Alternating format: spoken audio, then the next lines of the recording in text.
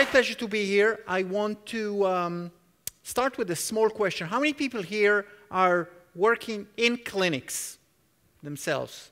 That is super. So it's everybody. So this is good because I made a short presentation just for you. And it's a practical presentation.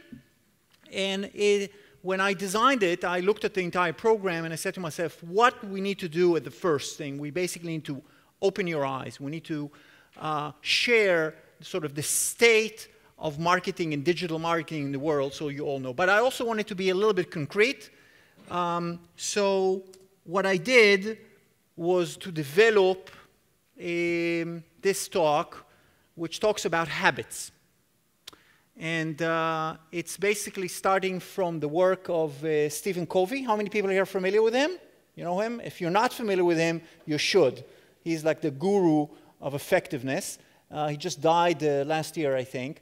And he wrote the 7 Habits of Highly Effective People.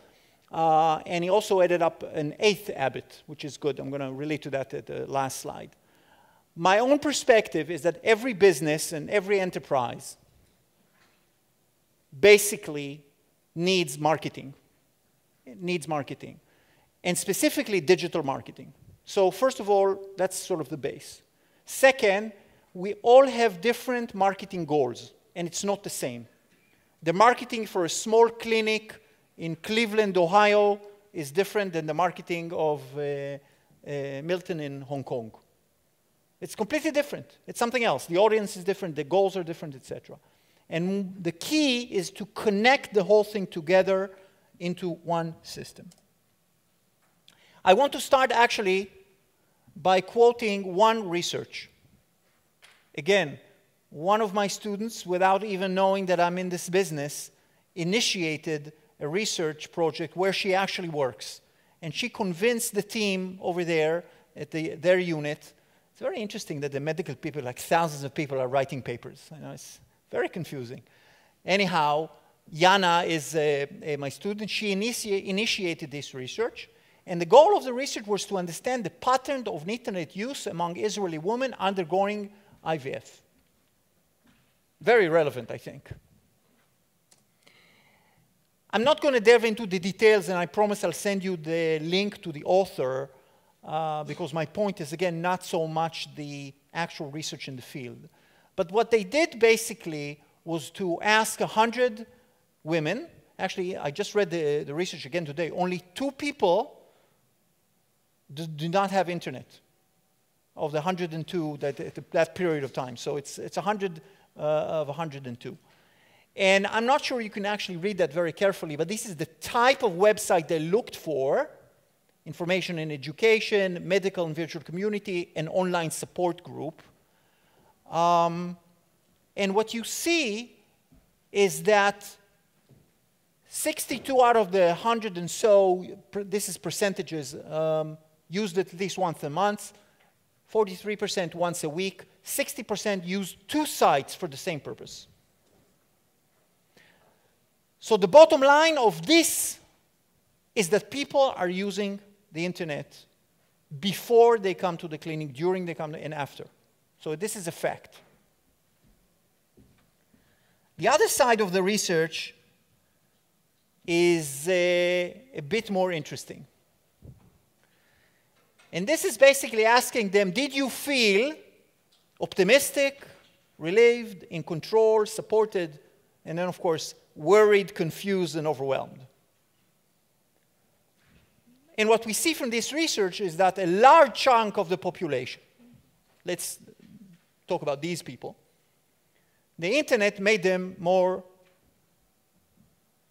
negative about the treatment. This is a classical case of TMI. You know what TMI is? Too much information. Exactly. And this is a kind of problem we have to face. People are looking for information. They get information. I'm not sure they know what to do with it, but it clearly influences not just their purchasing decision, whether to go to your clinic or your clinic. I think it affects their mental mode. It affects their availability to conceive, etc., etc. Every business, and I'm looking at IVF as businesses, needs to bring clients in. That's clear. Good marketing brings the right clients and the ones that you want. And trust me, you don't want everybody. You really don't. I'm sure you know of these clients that cost too much. You really want the right clients. Good marketing is a second step after you have a strategy. So you first need to have a strategy. Now, this is not a course about strategy or a lesson about strategy, but you first need to have that. You'll develop it on your own, and you come up. But you may ask yourself, do you want more clients, or are you okay? Do you want more profitable clients, or are you okay? Do you want more special clients with certain conditions because you're conducting a big research, and that's okay? You just have to make the decision. You have to remember that client costs money, and bringing clients in do cost money. So you have to sort of think about that, the strategy. Now, digital marketing, which is the topic of my talk, is part of marketing. It's a new frontier for marketing, and it's a new frontier because it changes the way the customer appreciates what you do. It changes the way. I would say that in IVF case, it changes the treatment.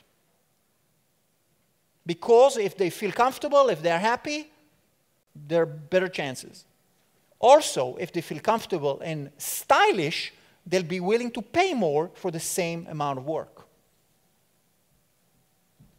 Of course, different settings call for different variations, but the key point is to define the strategy and then define the marketing strategy and then define the digital marketing strategy. And in order to do this, I want to go back to the original Covey model.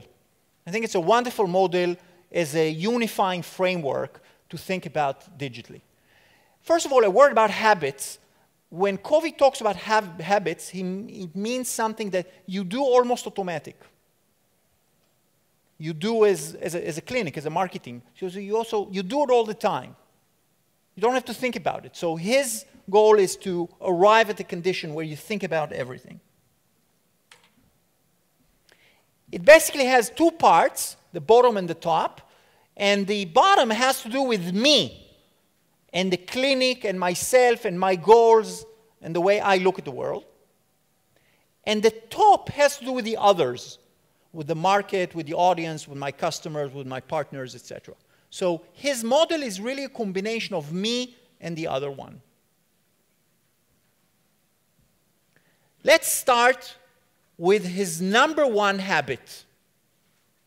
Be proactive. Be proactive.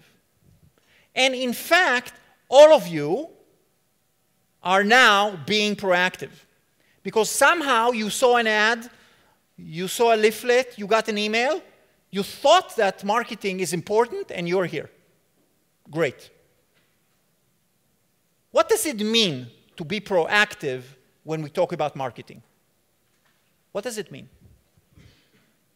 What does it mean to be proactive when it comes to digital marketing? Every one of you has a different way of being proactive.